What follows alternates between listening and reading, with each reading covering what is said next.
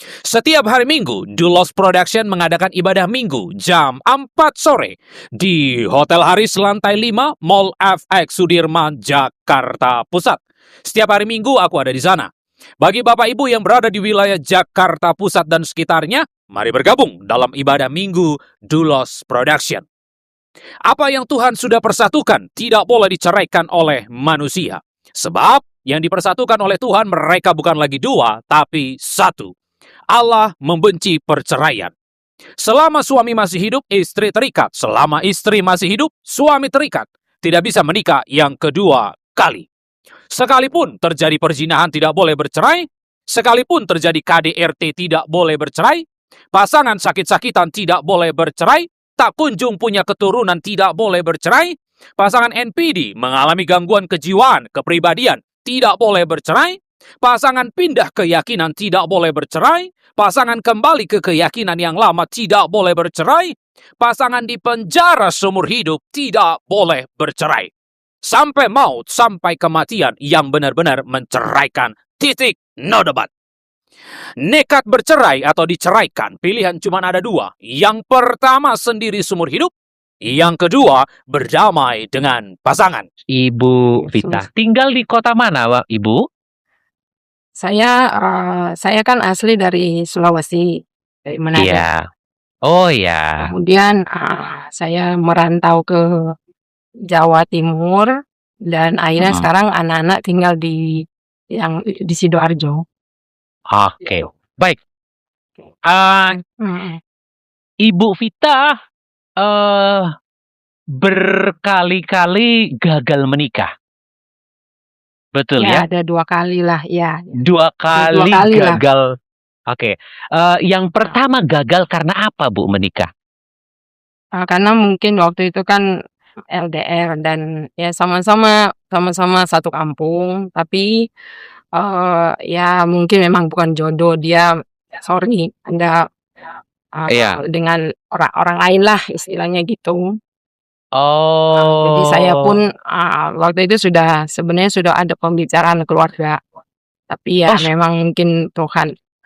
Ya waktu itu saya masih merantau juga kan, rencana mau pulang untuk pembicaraan itu, tapi ya saya pun tidak tahu, mungkin ya memang Tuhan nggak berkehendak ya. Ya udah gagal, jadi saya yang mengundurkan diri juga gitu. Ketahuan yang sananya ada satu wanita yang pregnant, jadi saya yang mundur. Akhirnya 1 tahun kemudian saya kan agak bukan ini ya, agak susah move on kalau orang bilang ya. Jadi lama tidak pacaran, kemudian pacaran lagi dengan ada etnis lah.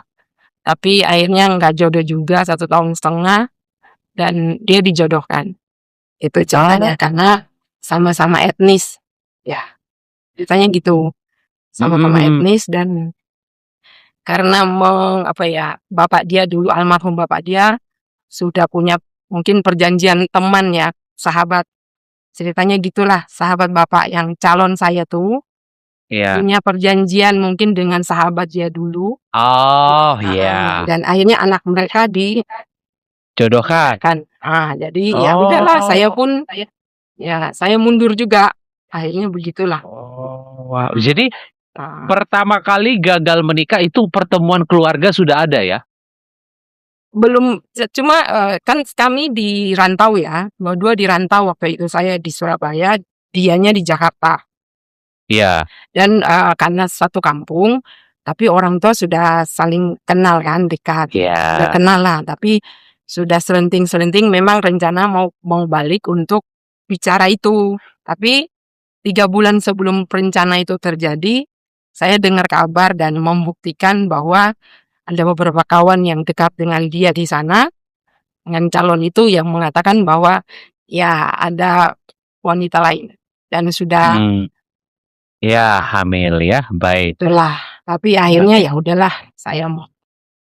Oke, yang kedua udah sempat ada pertemuan keluarga belum?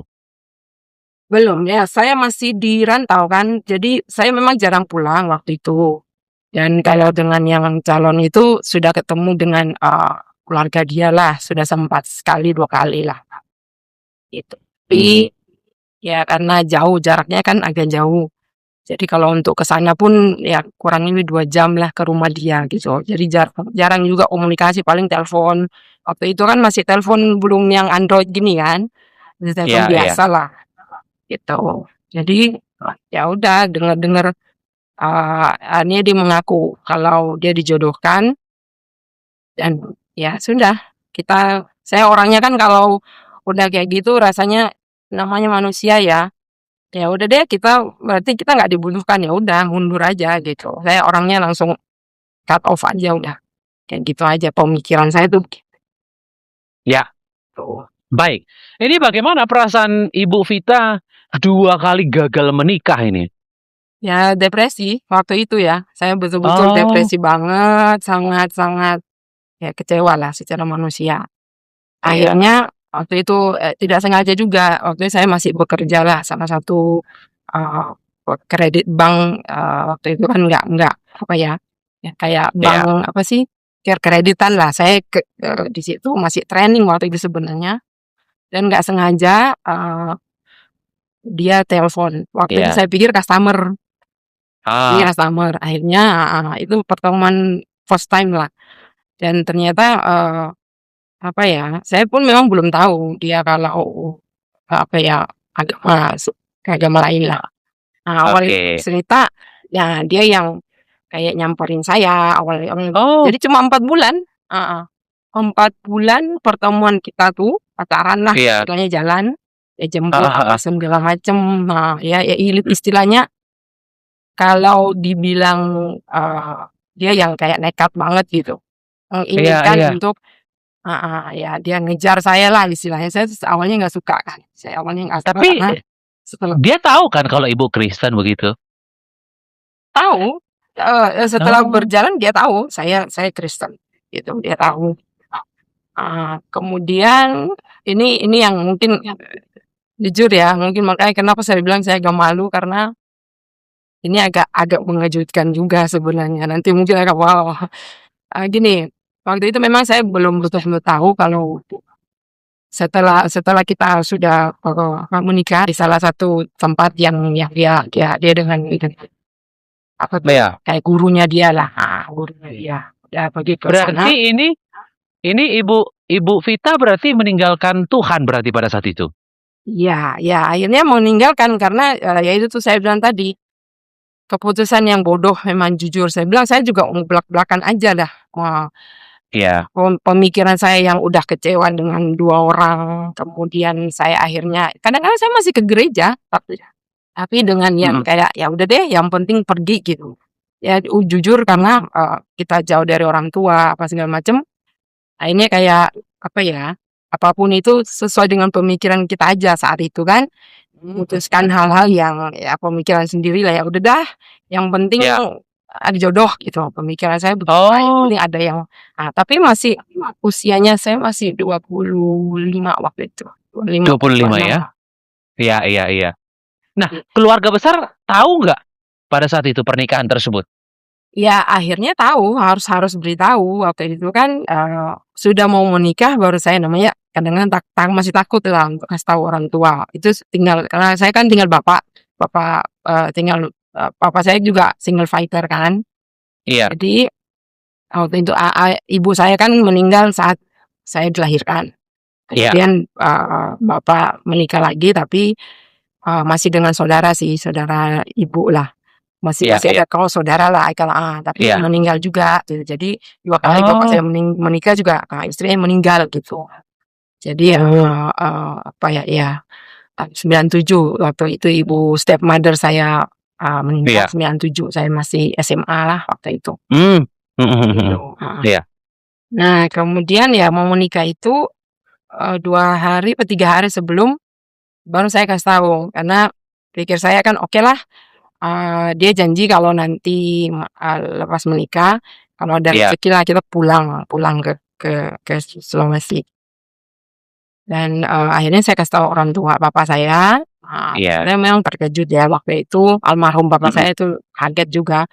Tapi ya udahlah, papa saya orangnya jujur ya, papa saya orangnya bukan yang cerita, bukan yang inilah ya, Iya, iya, cuman iya. dia, Dia oke, ya dari akhirnya, ya dari situ ya dia menasehati saya, "Kamu udah ambil keputusan, ya kamu yang jalanin," gitu.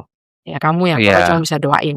Ya udah dari situ iya, saya pun, ya saya tahu saya mengecewakan dia gitu, tapi ya udah saya betul-betul yang, mengambil keputusan itu bulat, iya, apa iya. yang terjadi saya sudah janji ya dengan diri saya, ya udah saya jalanin tanpa mengeluh kepada siapapun gitu.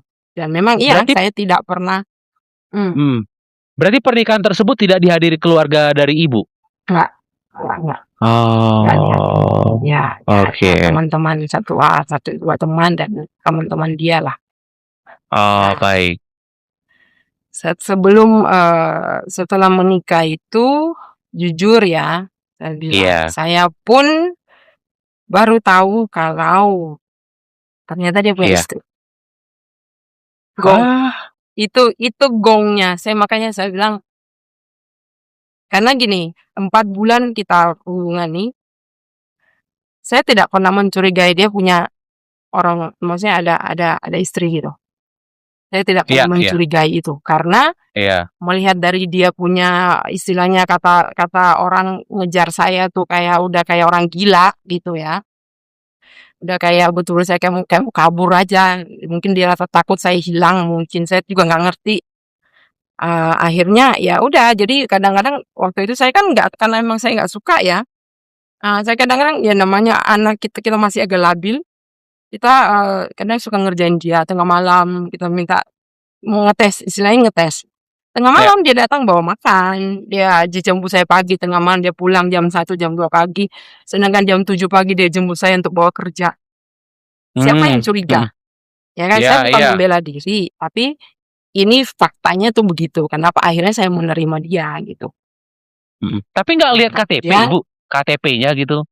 ya belum lihat, ya maksudnya nggak ada apa ya, nggak sampai ke sana gitu pemikiran, karena ngelihat dia yang ini banget, getun lah bahasa Jawa gitu ya, yang getun banget pengen Iya, pengen ngejar. iya. Nah, setelah pernikahan ini terjadi, itu berapa bulan saya mengandung lah, punya anak. Tapi ada satu hal yang sempat dia ngomong ke saya, dan ini saya sudah cerita ke anak-anak saya juga, akhirnya saya cerita, Iya. "Kenapa ini terjadi?" Dia sempat bilang gini, "Kalau kamu bisa kasih saya keturunan, saya akan nikahin kamu," dia bilang gitu. Saya pun masih yang kayak keadaan enggak terlalu masukin ke pikiran gitu ya, waktu itu. Oke. Akhirnya, baru saya ngeh ketika saya menjadi istrinya dia, keluarga pihak dia semua macam ibaratnya macam, apa ya, satu gunung yang meletup nih, Iya, keluarlah,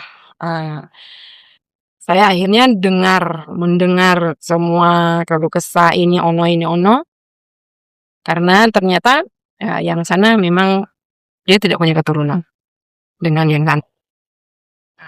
Dan ternyata bukan saya orang yang saya adalah orang kesekian yang, sudah mungkin dia ajak menikah, yang iya, sebelum-sebelum ada, iya. akhirnya dia mengaku, ada yang sudah sampai mengandung tapi akhirnya menggugurkan karena takut sama orang tuanya. Jadi dia tidak jadi menikah dengan perempuan itu. Akhirnya entah Oke. saya orang yang keberapa, yang akhirnya masuk gitu loh, ikut, maksudnya menerima ajakan nikahnya dia gitu loh. Saya nggak Iya, bilang menyalahkan, ya itu iya. kebodohannya saya bilang. Ya Mhm, ya ya. mhm. Setelah itu, akhirnya ada anak anak pertama perempuan, Iya. di tahun 2006 dia lahir, dan akhirnya kami Heeh. pindah ke satu kota masih di Jawa Timur. Akhirnya kita, di sana, saya sempat 6 tahun lah di sana, tinggal di sana dan sempat punya rumah di sana juga. Mhm. Dan, akhirnya dalam keadaan itu ketahuan, tahulah, dan saya sempat minta cerai, tapi dia nggak mau. Oh, Jadi oke, dengan polos dan ya kebodohan saya itu, ya udah deh, udah rumah tangga, udah punya anak, mau ngapain gitu kan, pikiran saya tuh begitu. Ya udah jalanin rumah tangganya. Ya walaupun ya mhm. akhirnya yang sana tahu, yang nomor satu tahu gitu. Akhirnya Nah, tahu ya? jalannya akhirnya tahu, dan tapi saya pun ya saya sadar diri lah. Saya bilang kalau pemikiran dulu dan sekarang, kalau saya menilai sekarang, ya saya tidak boleh bilang saya membela diri karena saya dijebak atau apa. It's not apa ya, bukan hal yang itu, karena kita sendiri yang mengiyakan kan, tidak menyelidiki dulu, istilahnya kan gitu. Iya, Oke, saya iya, iya. menerima itu. Saya belajar menerima itu, tapi kalau dibilang mungkin secara manusia ya emang dia yang mau gitu kan. Karena ada satu hal, ketika mohon maaf, seorang laki-laki yang dijatuhkan martabatnya oleh keluarga pihak ipar-ipar lah, ipar-ipar Iya, dia iya, lah, iya. yang Iya, betul. yang ngatain dia, aku akhirnya dengar itu ketika jadi berumah tangga dengan dia, akhirnya semua keluarga cerita kenapa hal ini terjadi. Karena dia dikatakan mandul lah, apalah. Laki-laki harga dirinya gimana sih? Kalau dikatain itu terus-menerus, panas lah. Otomatis, secara manusia, secara logika, Iya. saya pun oke, mungkin masuk akal. Dia ingin membuktikan bahwa saya bukan laki-laki yang mandul gitu. Dia ingin membuktikan. Dari situlah, dengan alasan itulah yang memperkuat pemikiran saya untuk lanjut berumah tangga gitu. Jadi akhirnya ya kesana kesini, istilahnya ya udah, sudah semua terbuka, jalani rumah tangga itu sampai akhirnya saya punya anak yang kedua juga 2008. Saya punya anak kedua laki-laki. Yang emang dia inginkan lah ya, dia inginkan anak laki-laki. Dan ya udah berjalan rumah tangga ini. Ya dia akhirnya kesana kesini, jadinya kan kesana kesini. Pulang ke yang satu, akhirnya balik ke saya. Kami sempat yang 2003 ini saya memutuskan pindah lagi. Jadi ada 4-5 tahun lah bolak-balik gitu. Dan akhirnya saya ketika saya pindah, sebelum pindah pun di luar kota yang kembali ke Surabaya ini, ada satu hal yang akhirnya terjadi. Dia memiliki lagi perempuan lain.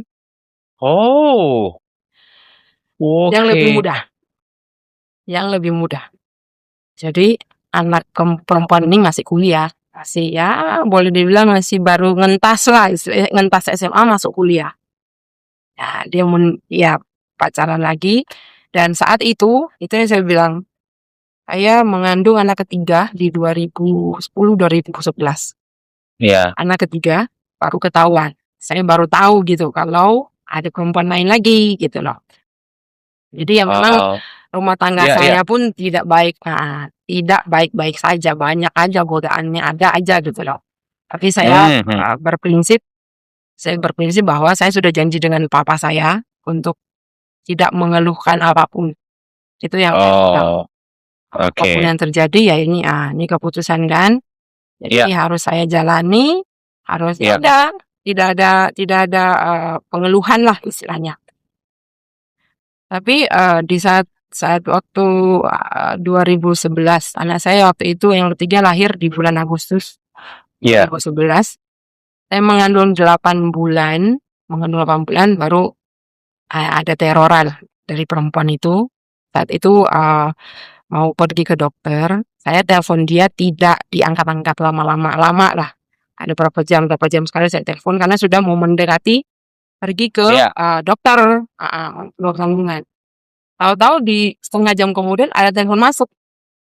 Yang telepon itu perempuan, saya pun angkat lah. Ini siapa? Gitu. Nah, ini dari situ baru ketahuan ada perempuan ini gitu. Dia nanya saya pun tanya dia, lu siapa? Gitu. Saya istrinya, saya bilang gitu. Dan dia, istri? Saya bilang, ya saya lagi mengandung, saya bilang gitu. Mana si bapak? Saya bilang gitu kan. Loh, dia kaget. Kalau dia kayak, tapi saya kadang-kadang mikir gini, lu nggak lihat dia udah setua ini, dia sebut begini itu nggak mungkin nggak punya istri kan. Betul. Tapi ya sudah lah, whatever itu apapun, ya itu cobaan lah. Jadi akhirnya di saat saya mengandung 8 bulan itu ketahuan ada perempuan lain. Oke. Saya akhirnya disinilah betul-betul saya macam Tuhan itu sebenarnya udah negur saya dari saat itu. Saya Tuhan udah Tuhan udah mulai membuat saya itu memohon balik gitu, tapi keras hati jujur manusia ya.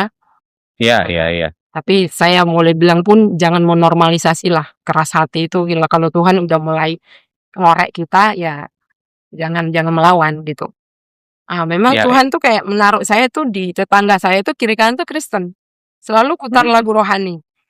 Jadi ada lagu rohani dan terus terang karena memang kita dari kecil Kristen, jadi lagu-lagu itu tuh kayak terngiang terus di kepala gitu kan. Karena lagian juga suami kan juga jarang di rumah gitu ya. Paling seminggu 2 kali, seminggu 3 kali itu dia ada keluar kota kayak gitu ya. Keluar kotanya itu ya ternyata dengan yang itu, iya, yang ono. Akhirnya ketika saya satu waktu saya pergi ke dokter tanpa dia, padahal ada pembantu waktu itu. Saya ke iya. dokter, saya nggak tahu kenapa karena udah kandungannya udah gede ya, jadi kayak Iya. berat, kayak rasa anak tuh mungkin juga meronta di dalam. Satu waktu saya pergi ke dokter, saya waktu itu di rumah sakit tuh jalan itu kayak ada mau dibaiki, Iya, tapi iya. akhirnya saya harus muter, harusnya kan cuma ya mungkin 2 menit aja nyampe, tapi karena jalan itu diperbaiki, digali, saya harus muter kurang lebih mungkin 200 sampai 300 meter. Saya setengah rumah sakit saya kelilingi. Iya, Tapi di saat saya keliling itu, dengan pikiran saya yang sudah dapat gongnya ini, pikiran yang kacau, Iya. ada satu, apa ya, saya pun mau nangis rasanya kalau ingat itu. Hati saya, itu kayak dibilang, kembali sama Tuhan, ngomongnya gitu. Saya masih dalam keadaan yang, masih bingung gitu kan. Apa maksudnya? Saya diam karena pembantu saya di belakang. Saya diam, saya mau denger ulang gitu. Tapi hati saya tuh kayak dituntun untuk bilang, "Apa sih itu?" Tanya lagi gitu, saya tanya lagi. Saya jalan, bilang lagi, "Kembali sama Tuhan," ngomongnya gitu. Tapi ya udah, saya nggak terlalu menghiraukan, saya jalan. Saya pergi sampai di dokter, periksa ini itu sudah selesai dalam kurang lebih 1 jam lah. Karena waktu itu ternyata dokter bilang anak saya itu sudah ijo. Di dalam tuh, air ketuban saya itu sudah ijo. Oh, iya. Sudah, harusnya kan saya ada dokter yang satu, yang dekat rumah, tapi karena dokter itu mau pergi, umroh, jadi akhirnya saya dibilang untuk dirujuk ke rumah sakit lain. Iya. Akhirnya, karena dokter ini sudah mau pergi mau umroh, jadi akhirnya dipindahkan ke dokter lain gitu. Dan dokter ini kebetulan dia juga punya anak kan, jadi Iya, iya. kayak ini Bang, ngomong banget gitu istilahnya, nasehatin gitu. Dan di saat saya agak nggak fokus, suara itu datang lagi gitu, kembali sama Tuhan gitu, ngomongnya sudah sampai 3 kali, tapi saya masih yang kayak pikiran masih kacau ya. Oke, saya pulang dijemput sama suami, pulang rumah Oh, lah iya. sudah. Waktu itu, akhirnya pulang, saya belum masuk rumah, baru buka pagar itu, saya dengar musik rohani sebelah tetangga itu, terus saya ikutin nyanyinya. Padahal saya mohon maaf ya, saya sudah Iya. saya dengar, ih lagu ini kok nyentuh banget gitu, saya nangis. Tapi suami waktu itu saya sudah turun, dia langsung pergi lagi kan karena masih ada Iya. kerjaan. Saya masuk di rumah, dan saya nggak tahu ya kenapa di saat itu saya macam orang boleh percaya boleh enggak. Saya macam apa yang tidak bisa dilihat orang normal, saya bisa lihat. Dan Oh, saya nggak tahu kenapa. Jujur, lihat apa? saya pun tidak tahu. Ya hal-hal yang goib lah, hal-hal yang nggak mungkin. Itu yang saya bilang, kenapa di saat saya kadang-kadang berpikir dengan pikiran saya, apa sih yang Tuhan mau tunjukin?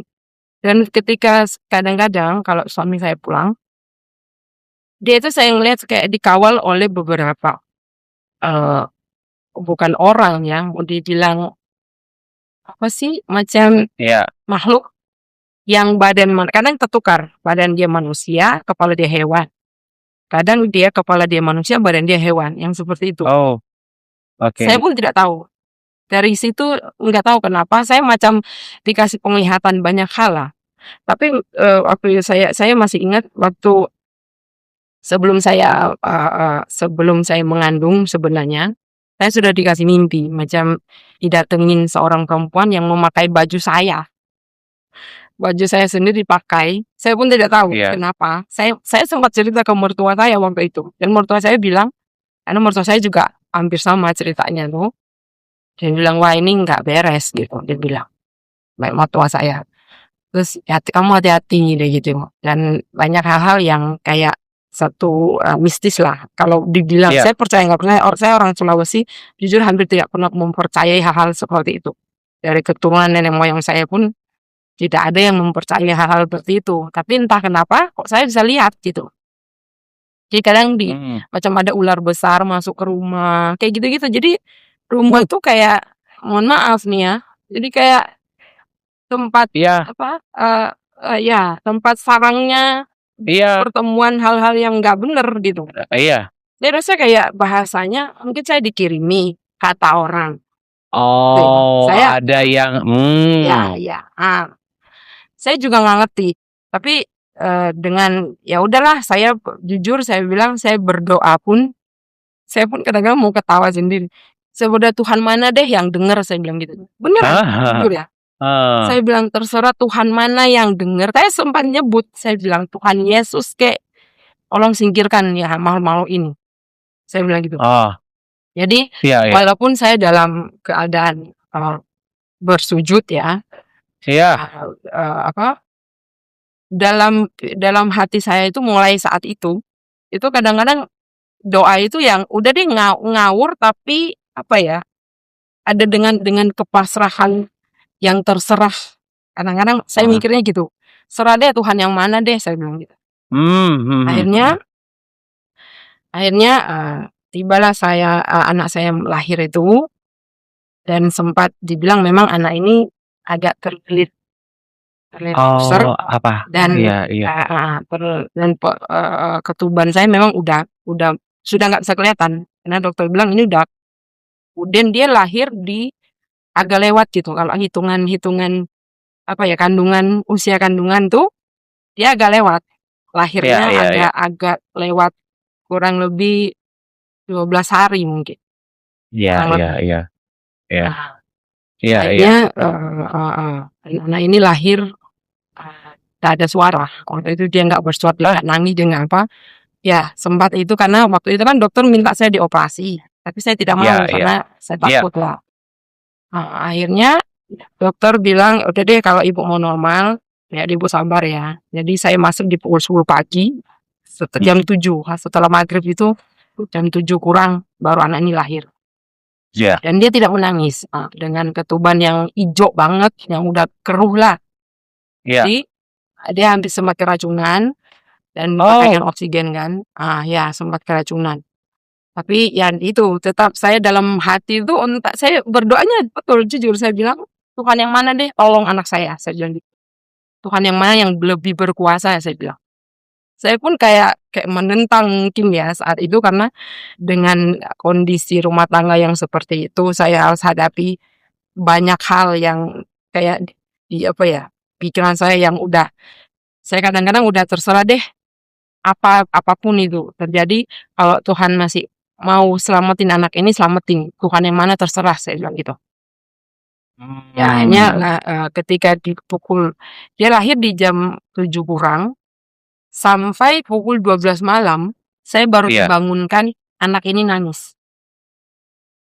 Jam 12, ya mungkin lebih sedikit lah. Saya dibangunkan, dia dibawa, karena waktu itu lahir kan bayi kan harus nempel ibunya seharusnya kan. Disusuin apa. Itu nggak bisa, jadi di pukul 12 malam itulah baru saya menyusuin anak. Waktu itu di dalam kamar. Mereka hantar. Mereka hantar, saya pun nangis ya, saya lihat anak ini baru ada suara gitu. Tapi ternyata dia ada di mata, dia ada kuning sedikit, kemudian ada merah, badan dia semua sekujur tuh merah semua, merah.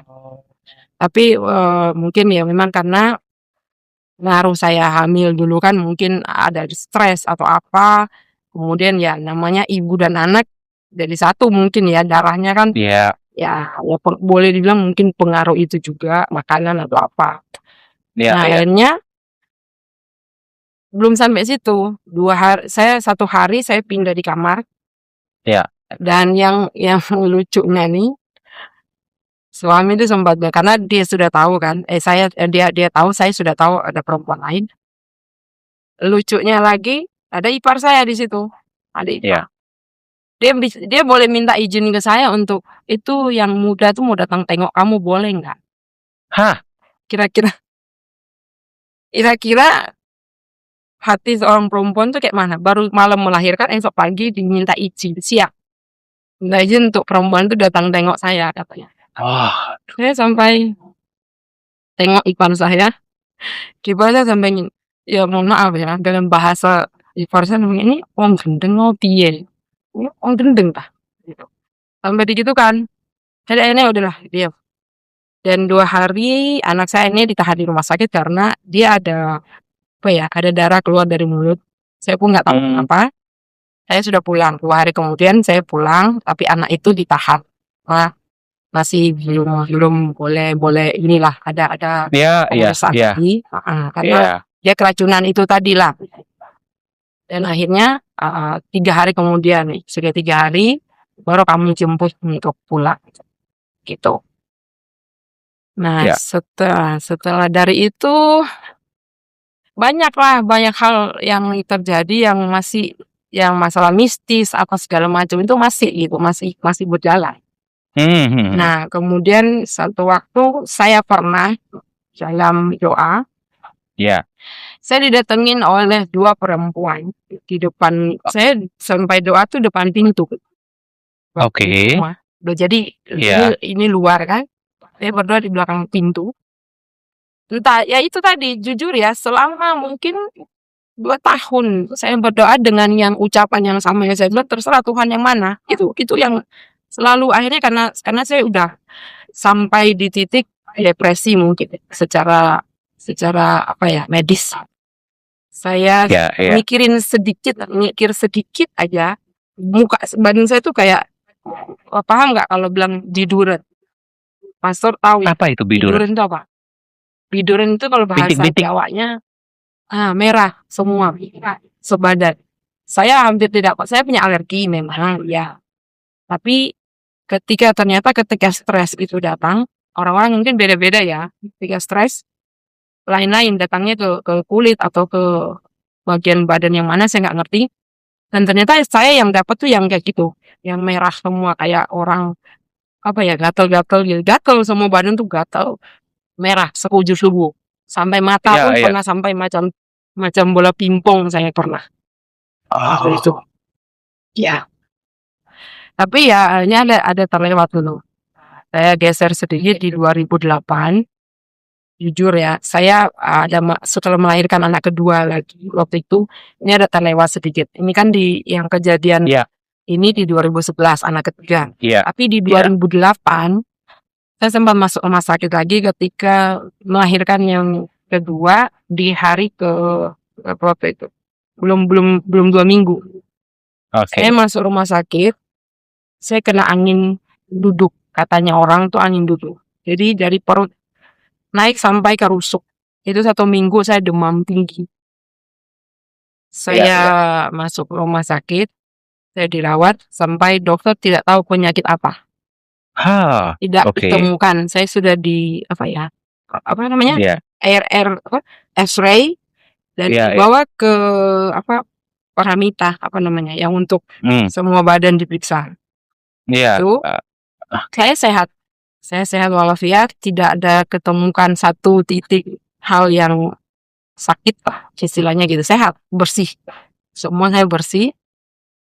Tapi angin itu memang kalau secara medis dia bilang, kalau secara orang awam bilang angin duduk. Kalau pernah dengar nggak angin duduk? Iya, angin duduk ya. Ya, itu saya betul-betul ngerasain tuh kayak napas saya itu sudah di sini. Saya punya nafas tuh cuma di sini. Saya gini, saya mau ngomong nggak bisa. Jadi saya kalau mau panggil orang, saya berusaha untuk menjatuhkan badan saya dari atas kasur yang mungkin Iya. ya king size itu gimana sih tingginya? Saya jatuh. Saya harus menjatuhkan badan saya dulu baru saya boleh kayak terkejut gitu. Itu lepas. Napas itu boleh naik. Oh. Saya sampai ya saya tahu kalau sekarang saya bilang ya itu teguran. Mungkin Tuhan Iya. menegur saya, tapi saya belum. Nah, saat itu saya masuk rumah sakit 10 hari, berbagai obat. Saya makan 18 biji obat Ha, tiap hari. 18. 18. Makanya saya bilang kalau saya minum obat sekarang saya udah trauma untuk minum obat gitu. Dan hari-hari saya harus karena saya punya alergi. Saya setiap hari selama hampir 8 hari. Jadi 2 hari sebelum pulang rumah sakit, kan total 10 hari saya masuk rumah sakit Iya. waktu itu. 8 hari, 3 kali sehari saya harus disuntik untuk menghilangkan rasa sakit ini. Karena ketika dia kambuh, saya Iya, hanya telepon yang untuk panggil suster di luar, ditaruh di kepala saya begini. Saya tidur kan, saya cuma angkat begini, tangan saya ini saya yang bergerak.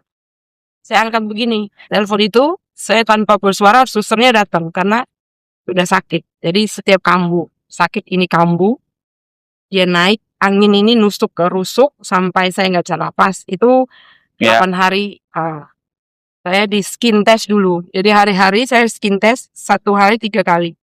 Jadi kulit saya tuh betul-betul kayak gosong semua. Betul-betul untuk skin test dulu kan. Iya. Skin test itu yang betul-betul saya rasakan, betul-betul yang kayak mati enggan hidup tak mau rasanya. Mungkin ya, boleh digambarkan begitu. Nah akhirnya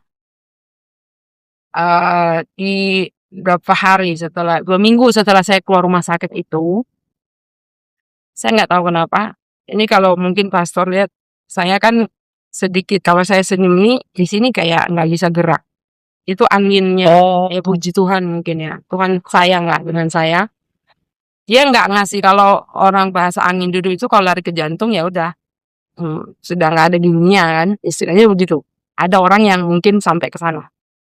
Saya didiagnosis 3 dokter itu memang nggak dapat penyakitnya. 3 dokter ahli dalam tidak dapat penyakit. Jadi ya akhirnya mereka ngambil keputusan mungkin ini angin ya. Mungkin aku stres atau apa katanya begitu. Tapi whatever saya pun tak tahu.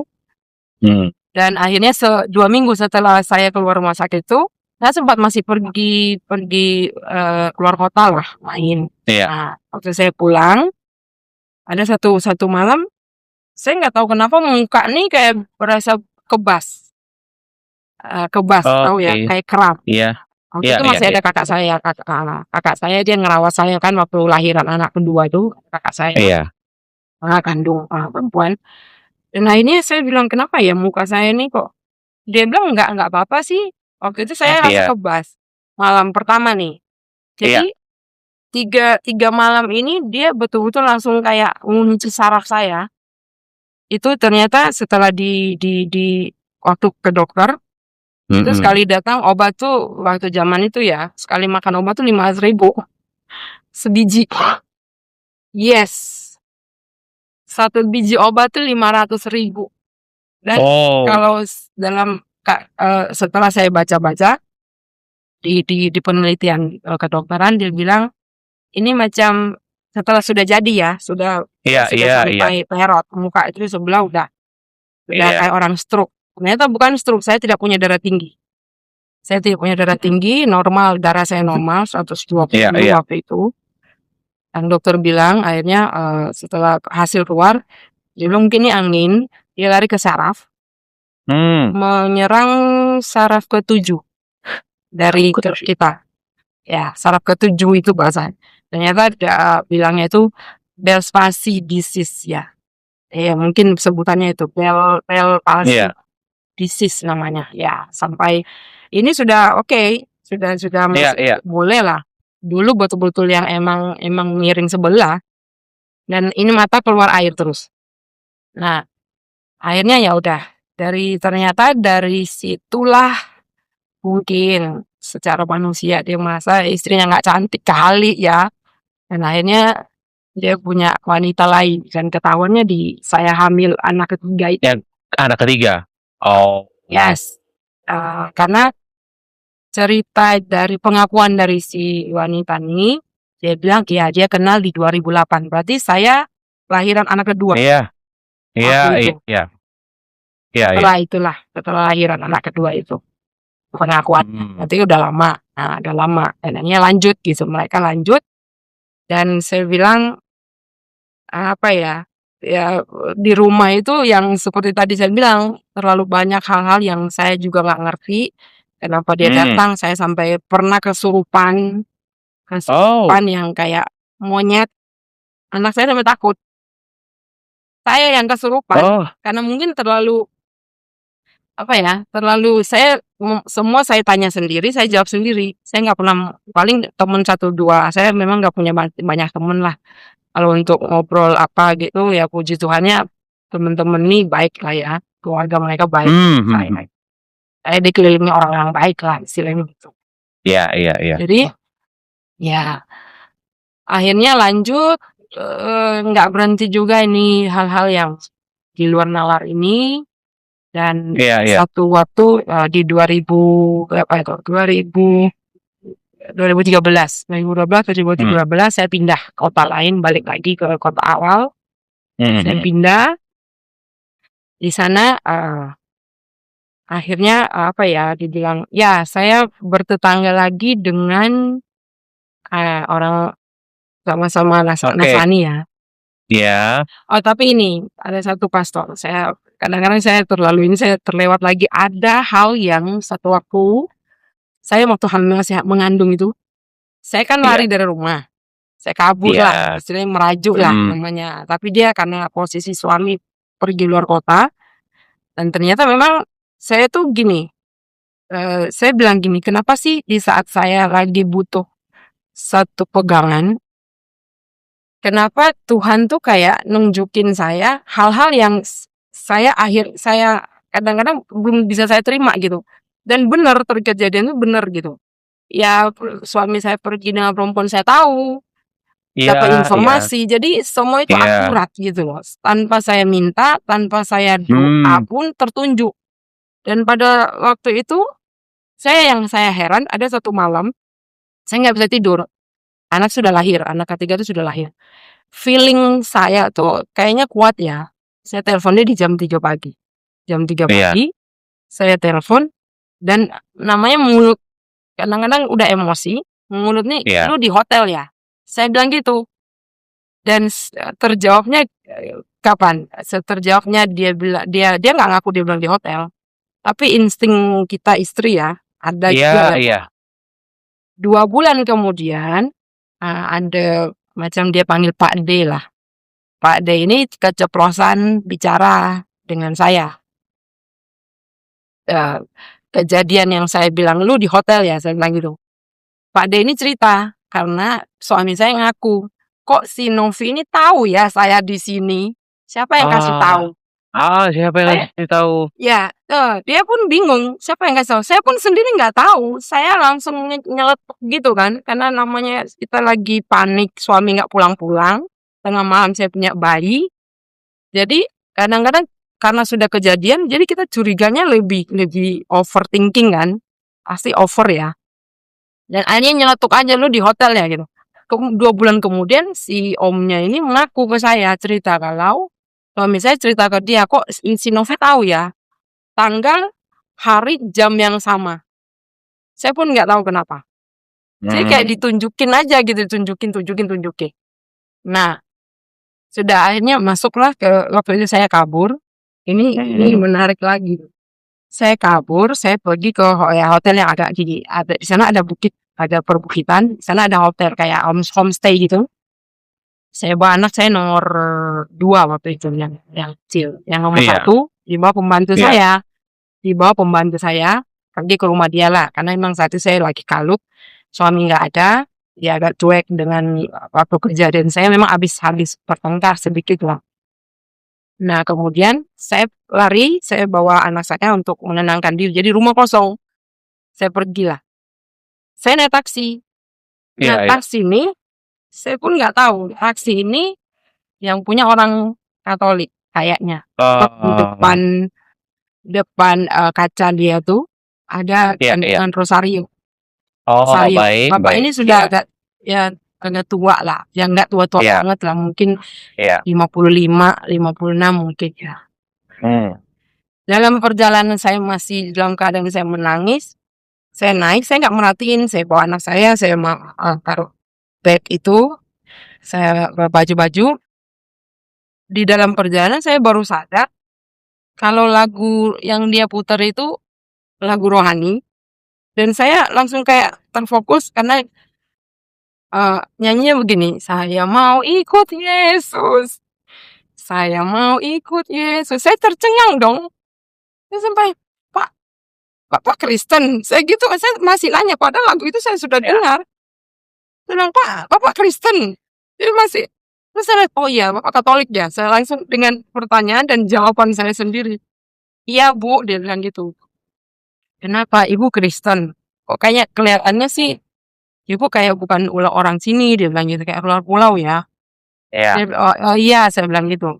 Ya udah kita sampai di hotel.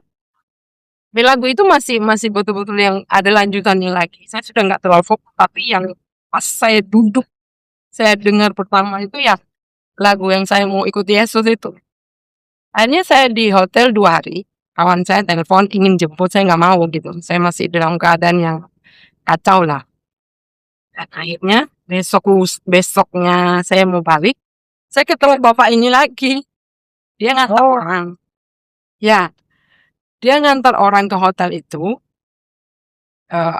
Waktu itu saya mau keluar, tapi dia sudah ada orang yang naik sih. Nah, tapi di saat saya 1 malam di situ, jujur ya, saya punya pikiran untuk mengakhiri hidup. mengakhiri diri dalam keadaan saya hamil itu 8 bulan itu kayak jembatan itu boleh dibilang mungkin 8 sampai 10 meter bawah. Oh.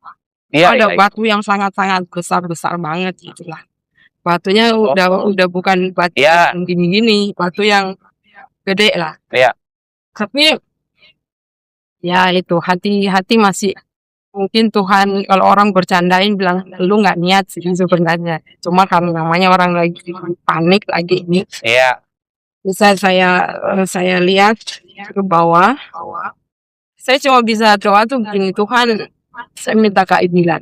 Saya begitu. Saya minta keadilan. Itu saja. Dari situ saya merubah doa. Tapi tetap dengan kata-kata yang terserah deh Tuhan yang mana deh gitu. Saya minta keadilan Tuhan.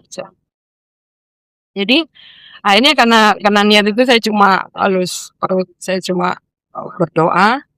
Dalam kurang lebih ada setengah jam mungkin saya berdiri di jembatan itu. Dan akhirnya karena anak saya waktu itu sudah mau maghrib kan, saya mau cari pampers dari dia waktu itu. Anak saya itu nomor 2 masih umur kurang lebih mungkin 2,5 tahun, 3 tahun lah waktu itu. Nah, akhirnya saya balik lagi ke hotel. Saya duduk dalam kebingungan itu. Saya cuma ya itu doa saya pun berulang-ulang ya itu, tapi dengan tambahan saya minta keadilan. Tuhan kasih saya keadilan seadil-adilnya. Saya udah. Bapak dari situ kita sudah akhirnya satu waktu saya pindah ke luar kota lagi, pindah balik lagi karena waktu itu suami juga ingin pergi karena sudah dia ada naik jabatan lah waktu itu. Naik jabatan, akhirnya dia dipindahkan. Nah, saya harusnya tidak ikut waktu itu, cuma saya pikir ngapain saya di kota itu, saya tidak punya siapa-siapa gitu. Kalau temen 1-2 orang aja kan. Jadi kalau di kota yang besar ini banyak teman, saya ada teman-teman yang belum. Saya jujur ya, setelah menikah itu betul saya tuh kayak terisolasi. Saya temen semua betul cut off, habis gak ada teman yang baru di kota yang baru. Jadi saya punya teman-teman yang lama itu betul-betul yang udah hilang, nggak ada satupun. Yang paling ada satu yang mungkin karena satu kampung. mereka yang masih setia, kayak tahulah saya macam mana, mereka masih hibur, masih yang suka telepon gitu.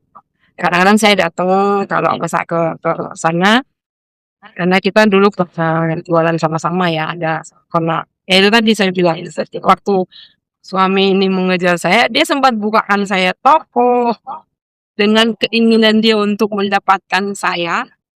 Iya. Menuruti, karena karena saya bilang saya nggak suka, saya asal ngomong aja, "Udah lu mau suruh saya berhenti kerja," gitu kan, "berhenti kerja aja," gitu. Dia udah bukain saya, stan lah istilahnya, ada satu mall di sana yang baru buka. Dia bukain, dia turutin, Oh. siapa sih, perempuan mana sih yang nggak Iya. lulu? Coba, Iya. ya kan? Nah, Iya. dengan alasan itu, ya udah, akhirnya terjadilah kan. Nah, setelah saya pindah lagi ke kota itu, akhirnya ketemu lagi dengan kawan-kawan ya, walaupun nggak semua ya. Dan ya dari situlah saya pun sendiri ya udah deh, semua udah terjadi. Apapun yang terjadi sekarang ya udah biarkan gitu. Ya saya harus menghibur diri saya, saya punya anak, saya bertahan, Iya. saya minta cerai berapa kali dia nggak mau. Dia Oh, masih tetap oke. menginginkan. Iya, dia masih tetap, "Udah kamu istri saya, mau apapun saya tanggung jawab," dia bilang gitu. Oke. Jadi dari itulah saya masih tetap bertahan. Saya menikah sampai dia jadi almarhum itu 12 tahun. 12 tahun. 12 tahun dalam pernikahan yang ya kalau bahasa orang sana toksik ya. Oke. Dikaruniai Keluarga 4 orang anak. Nah, 4 orang anak. Oh. Meninggalnya kenapa? jantung. Dia jantung mendadak lah.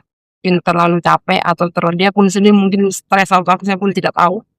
Tapi meninggalnya yang di nomor 1 di rumah. Oke, baik. Rumah sana lah. Oke. Dan Iya. ini, waktu dia meninggal, saya pun terkejut. Saya kaget setengah mati. Kenapa? Karena waktu kita kumpul, datang melayat, saya pun nggak tahu kan. Dia masih datang dengan saya waktu itu, dia lepas ulang tahun, genap usia 50, baru. Jadi tanggal 3 dia ulang tahun, tanggal 8 dia meninggal. Oh. Ya, jadi Oke. kita pun nggak habis merayakan ulang tahun aja, dia nggak ada pikiran apa kan, nggak ada yang Iya. bilang. Waktu itu anak keempat saya sudah usia 14 bulan, 16 bulan anak. Iya. Tapi dalam perjalanan ini, pikir saya pun jujur waktu mengandung anak keempat itu memang saya bilang memang cobaan terus ya. Memang itu betul-betul ujian yang oke deh, saya terima. Saya bilang, saya terima semua apapun kalau emang Tuhan punya, maksudnya istilahnya hasil dari kebodohan saya. Ya kan? Ini hasil, saya mengatakannya begitu aja deh. Hasil dari kebodohan ini, pikiran ingin apa ya, yang jauh dari Tuhan lah istilahnya. Waktu sebelum saya mengandung anakku yang keempat, itu saya pun tak tahu, saya nggak tahu. Karena memang secara medis saya tidak boleh memakai alat untuk penghalang mengandung karena saya pendarahan terus, tidak boleh. Jadi memang saya betul-betul bersih dari alat penghalang kehamilan lah. Ya, dari KB apa kalau bahasa ini kan KB ya. Saya nggak boleh. Iya. Karena saya pernah coba, saya pendarahan. Dokter jadi oke, jadi ibu yang harus atur sendiri. Iya. Akhirnya, Nah, bagaimana pasca ditinggal suami? pasca tinggal suami, saya masih masih dengan ini. Iya. Tapi ya itu tadi di luar pandemi itu, mungkin disitulah saat itulah ya Tuhan memang menginginkan saya kembali. Ibaratnya Tuhan berpegang tangan saya nih kanan nih terlepas, dia pegang tangan saya yang kiri, sudah tinggal di ini, mungkin ya ibaratnya begitu. Sudah ini, kalau Tuhan mau angkat ya udah kehendak Tuhan ya saya balik. Ada saudara saya, dia ke rumah lah waktu itu. Tapi sebelumnya itu pun dalam doa saya sujud itu ada satu lagu yang memang saya pun sendiri memang kalau Tuhan sudah kehendaki saya balik, mungkin memang harus balik. Begini, ingat ada lagu, seperti rusa rindu sungaimu jiwaku rindu engkau. Itu 3 malam, 3 hari lah. Itu terngiang terus di telinga saya. Saya nggak tahu kenapa. Iya, Lagu itu yang membuat saya oke, setelah suami sudah nggak ada, itu kurang lebih setahun dari 2018. Iya. Pandemi itu 2019 ya, 2019 akhir kan? Oh 2020 ya, pandemi COVID. COVID itu. Iya. Jadi saya ya jualan, saya masih kadang-kadang saya masih jualan di jalan kan, maksudnya kita buka lapak gitu, ada kakak angkat saya yang Iya, sekarang ngerawat anak-anak saya sih yang di kemarin kirim itu kaos itu. Nah, dia lah yang merawat ya Tuhan, itulah saya bilang Tuhan mempertemukan kita dengan orang yang mungkin Tuhan sudah atur ya, ini yang memotong. Saya Oke.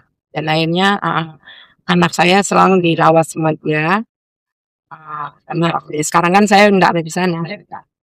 Jadi Oke. perjalanan itu dan akhirnya kakak saya tuh bilang ke saya tuh selalu mendoakan kamu untuk balik. Dia bilang, ketika di gereja kan kadang-kadang ada yang mintain siapa yang kamu mau doakan. Ya, Dia tulis pokok doa. nama saya, pokok doa, dia taruh di kotak selalu. Selama mungkin berapa tahun setelah anak saya lahir, setelah suami saya meninggal, dia bilang saya mendoakan. Dia tulis. Jadi kurang lebih 2 tahun ya. 2 tahun itu akhirnya saya betul-betul yang tapi belum ini juga. Waktu itu kan gereja tidak boleh kan? Tidak boleh waktu pandemi. Iya. Nggak boleh ke gereja kan? Nah, ada di tempat saudara saya yang lain, saudara angkat lah, IPA sebenarnya. Di rumah beribadah. Padahal waktu itu jujur saya belum bisa masih maju mundur. Walaupun saya sudah berapa kali ditegur, diajak dikasih luar lagu, pujian. Anak-anak saya yang duluan. Jadi yang 2 nomor 1 sama nomor 3 kan ada di saya. Iya. Nah, yang nomor 2 kan masih di keluarga almarhum kan, masih sebelah lah. Jadi ya itu saya bilang itu pergumulan saya sekarang untuk siapa tahu kan betul zaman dia untuk Dalam nama Tuhan Yesus. Jadi akhirnya Ibu memutuskan untuk kembali kepada Tuhan Yesus ya? Yes, di saat pandemi itu. Saat pandemi. Ya, pandemi. Berarti dibaptis pada saat itu? Belum. Sampai sekarang pun belum sebenarnya, belum. Anak-anak sudah, anak yang 2 sudah. Laki perempuan nomor 1 dan nomor 3 ini sudah. Kalau yang kecil kan masih 10 tahun, 9 tahun sekarang. Iya. Akhirnya sudah mendeklarasikan bahwa kembali menerima Yesus sebagai Tuhan dan Juru Selamat lah ya. Ya. Akhirnya kembali kepada gereja. Sekarang pun saya kan di Malaysia sekarang kerja. Ya, anak-anak lah. Dia tahun. Ya, memang perjalanannya yang seperti mungkin Tuhan. Terus saya bilang tadi ada sedikit ini anak yang nomor 4 harusnya saya tadi melepaskan dia waktu masih belum jadilah istilahnya. Saya kaget kan. Kok saya mengandung gitu. Saya ingin melepaskan waktu itu. Tapi memang Tuhan itu mungkin memang nggak memang tidak diinginkan ya apapun itu abos itu tidak. Iya. Tapi akhirnya ada maksud Tuhan yang akhirnya saya merenung sendiri ya dalam hidup. Ada maksud Tuhan untuk anak ini. Ketika dia lahir, dia udah mulai ngerti. Dia lahir, kadang-kadang kakak saya ini bawa dia ke gereja. Tapi, dia ikut gereja masih kecil. Ya kan bapaknya nggak tahu waktu itu bapaknya masih ada. Karena bapaknya meninggal kan di usia dia 16 bulan. Oh iya, masih ada. Nggak tahu, kadang-kadang masih kesana kesini kan. Kayak di rumah saya, karena ikut kakak saya itu. Dia bawa ke gereja ini anak. Dan akhirnya dia suka lagu nyanyi gitu ya. Di rumah pun dia nyanyi. Dari bapaknya kan nggak ngerti. Itu lagu apa. Tapi ketika saya merenung, ya anak ini Tuhan taruh, Tuhan kasih untuk mengajak satu keluarga ini kembali. Karena saya lihat ya puji Tuhan, anak ini cerdas ya. Walaupun Iya. saya sempat ingin membuang dia, Iya. saya bilang saya Iya. berdosa banget ya. Kayaknya jangan sampai apapun ya udah terima gitu. Ini mungkin ya ini salibnya gitu. Kamu terima, kamu belajar untuk percaya bahwa apapun yang terjadi kalau memang Tuhan sudah atur. Saya udah jauh 12 tahun, 14 tahun lah, total 14 tahun saya betul-betul meninggalkan. Akhirnya Tuhan. mau saya kembali lagi ya, Tuhan pun menginginkan mungkin ya kamu masih berharga, jangan mati dulu gitu. Kadang-kadang saya pun sendiri ketawa ya, lo jangan mati dulu, Tuhan masih butuh kamu gitu. Saya mengerti sekarang, oh iya oke, anak inilah yang membawa kakak-kakaknya untuk dibaptis lebih dulu. Mereka yang duluan pergi gereja. Saya masih ragu loh waktu itu, saya masih yang oke lah, yang penting itu pemikirannya, yang penting udah gereja deh. Tapi ternyata bukan itu kan yang Tuhan mau. Ya anak inilah yang membawa kami lah dengan kehadiran anak Ya. ini. Justru dialah yang buka jalan ini untuk Yes, terima betul. Yesus. Itulah saudara. Kita nggak pernah tahu ya. Dan jujur ya, kalau mau bilang nama anak saya kan ada faktor sana. Ya. Nah ini dia sampai Pak dia ngasih nama karena mungkin laki-laki kan di sekolah itu nggak afdol lah kalau tidak ada menyandang predikat nama dari panutan mereka. Jadi anak ini bernama dengan panutan itu sampai sekarang. Tapi dia bilang itu lucunya kalau dia mau diabsen, dia bilang pertama kali mau ke sekolah, masuk sekolah tulis nama. Dia bilang, Bu Guru tolong jangan pakai nama itu dulu. Saya mau tanya mama saya mau dibaptis dulu berganti nama saya. Tapi nggak apa-apa. Tapi kita kasih ke dia pengertian ya bahwa gini, nama itu apa sih? Nggak ya memang kita mendoakan nama itu baik untuk kamu. Iya. Tapi kalau kamu udah jadi miliknya Tuhan Yesus, ya udah nggak apa-apa kan yang penting hatinya udah sama Tuhan. Oh iya ya jadi dia kadang up and down dia punya feeling kan. Saya kasih pengertian lagi supaya nggak masalah, nggak ada apa artinya sebuah nama gitu.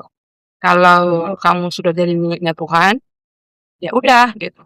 Sekarang dia lagi lebih rajin ke gereja malah. Dia nggak bisa kalau nggak ke gereja. Anak itu. Wow. Awalnya saya ya. Setiap minggu dia yang bangunkan, dia mendoakan, dia berani di depan umum, dia mendoakan orang dengan tangan dia ya. Dia taruh tangan orang kalau sakit, bapak angkat dia lah. Sakit, dia yang taruh tumpang tangan lah istilahnya. Dia yang berdoa. Saya sampai, wah Tuhan luar biasa.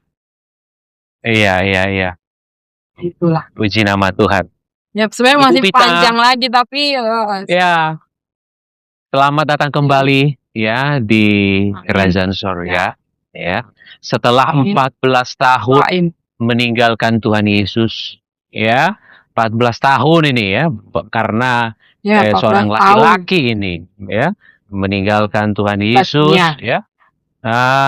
Dan akhirnya kembali lagi kepada Tuhan Yesus. Ya, puji nama Tuhan.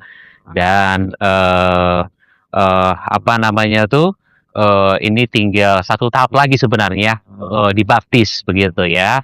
Nah itu masih bisalah diatur. Yang penting tuh hati kita sudah menerima dia. Ya kita sudah kembali kepada dia. Kita sudah ke rumah Tuhan kembali seperti itu. Jadi tetaplah pegang imanmu Bu. Ya tetaplah pegang ya. Jangan pernah kalau lepas lagi, jangan pernah dilepas lagi karena alasan apapun. Sekali Yesus, tetapi Yesus, ya. Mungkin kalau sesuai dengan hukum, hukum pernikahan Kristen, ya. Secara hukum pernikahan Kristen, ibu sebenarnya masih bisa menikah lagi, gitu. Karena pernikahan pertama itu kan bukan di dalam Tuhan, gitu. Ya, jadi ketika katanya begitu. Bukan katanya, memang begitu. Memang begitu hukumnya. Karena pernikahan pertama itu tidak di dalam gereja, Jadi ketika ibu sekarang Ya. sudah kembali lagi ke Tuhan dan ibu mau menikah ya dengan pria Kristen, itu boleh gitu. Karena pernikahan pertama itu bukan Tuhan yang persatukan. Jadi dalam hukum pernikahan Kristen, kalau kita menikah secara Kristen, sah menikah secara Kristen, cerai, nikah lagi itu nggak bisa. Gitu. Tetapi Ya, ketika ya. ibu di keyakinan bukan Kristen ya, nah, jadi dianggap pernikahan yang dulu itu memang tidak sah sesuai, bukan dianggap, memang tidak sah sesuai dengan pernikahan Kristen. Jadi ketika ibu bertemu dengan pria Kristen, ibu bisa menikah secara gereja. Tapi kembali lagi kepada ibu, apakah ibu terpanggil menikah lagi atau tidak, itu kembali kepada ibu, gitu loh. Jadi ketika ibu berkata, sudahlah, aku sudah cukup dengan 4 orang anak, tidak usah menikah lagi, fokus aja kerja dan Tuhan, nggak ada persoalan, gitu loh. Tetapi kalau mau menikah lagi secara pernikahan Kristen, bisa dan sangat bisa. Gitu. Yang penting ibu menikah dengan pria Kristen yang memang belum pernah menikah sama sekali atau istrinya meninggal, Bu. Yang Gitu. meninggal. Ya, saya pun Yang itulah meninggal. kenapa saya ketika saya dapat channelnya pastor nih, saya sampai jujur ya, saya bilang 2026 nih awal, saya betul kayak Tuhan tuh betul-betul kayak buat hati saya tuh untuk oke, kamu sekarang fokus. This is your time to show off untuk keimanan kamu. Dan akhirnya saya bilang ya, mungkin kalau Tuhan masih, walaupun bukan Ya, doa yang utama, saya bilang ya, kalau Tuhan masih kasih jodoh, ya beri saya yang hati saya settle sama Tuhan, yang Tuhan kasih hati itu yang dia minta sama Tuhan gitu loh. Istilahnya kan begitu. Saya udah nggak Iya. mau melawan. iya, Secara keras saya pun sendiri iya, mengeraskan pikiran aturan ke saya sendiri. Saya sudah nggak boleh ngelawan lagi. Ini biar Tuhan iya, masalah Tuhan gitu. Apapun keputusannya ya udah Tuhan aja yang atur gitu. iya, Ada ngelawan lagi deh, saya sudah nggak punya, bukan ini ya, usia udah mau dekat Iya. kayaknya. Jadi udahlah, apapun yang Tuhan Iya. putuskan itu yang terbaik Iya. aja lah. Betul. Nggak usah berontak, taat aja lah. Iya. Tuhan berikannya bagaimana, taat aja. Gitu. Artinya begini, Heeh. Tuhan berikan kembali pasangan hidup atau tidak, biarkan Tuhan yang berkata. Udah gitu aja. Terserah Tuhan gitu ya. Iya. Oke. Yang penting Ibu Vita udah tahu bahwa secara hukum Kristen bisa gitu loh. Itu yang paling penting. Yang penting Ibu udah tahu bahwa secara hukum pernikahan Kristen, Ibu masih bisa menikah kembali gitu ya. Oke. Terima kasih Ibu Vita ya, ini kesaksian yang cukup panjang dan terima kasih wah, ini banyak. sangat memberkati Ya, sekali ya. Itu saya bilang. Iya. Terima kasih banyak, semoga jadi pelajaran ya untuk anak-anak Ya, muda. ini pelajaran berharga. Say Jangan no pernah to- tinggalkan Yesus. Ya, apapun ceritanya, Iya, yang jangan dikasih pernah. kamu pun jangan mau. Iya, Itu betul. kebodohan. Saya Iya. betul-betul ya udahlah Iya. pengalaman. Iya. Oke. Ini pelajaran berharga Banyak, supaya semoga Tuhan berkati semua ya. Iya. Iya, ini pelajaran berharga supaya teman-teman atau orang-orang yang mau nikah jangan sampai melakukan hal yang sama gitu. Jangan pernah karena pernikahan. Jangan karena meninggalkan Yesus. alasan-alasan Iya. apapun deh. Iya, betul. Iya. Satu orang bertobat seisi surga bersukacita. Semua. Amin. Amin.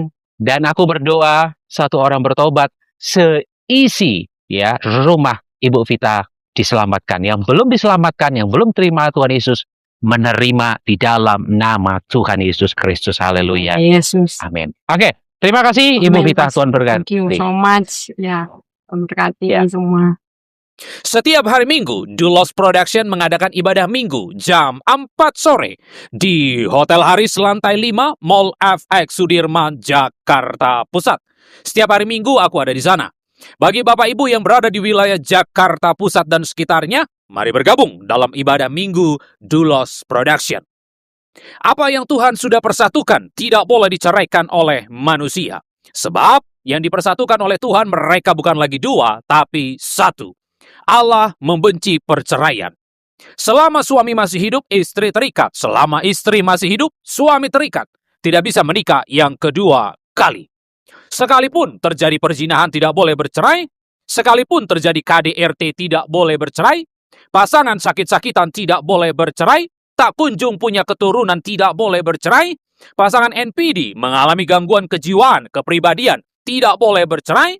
Pasangan pindah keyakinan tidak boleh bercerai. Pasangan kembali ke keyakinan yang lama tidak boleh bercerai. Pasangan di penjara seumur hidup tidak boleh bercerai. Sampai maut, sampai kematian yang benar-benar menceraikan. Titik, no debat. Nekat bercerai atau diceraikan, pilihan cuma ada dua. Yang pertama, sendiri seumur hidup. Yang kedua, berdamai dengan pasangan.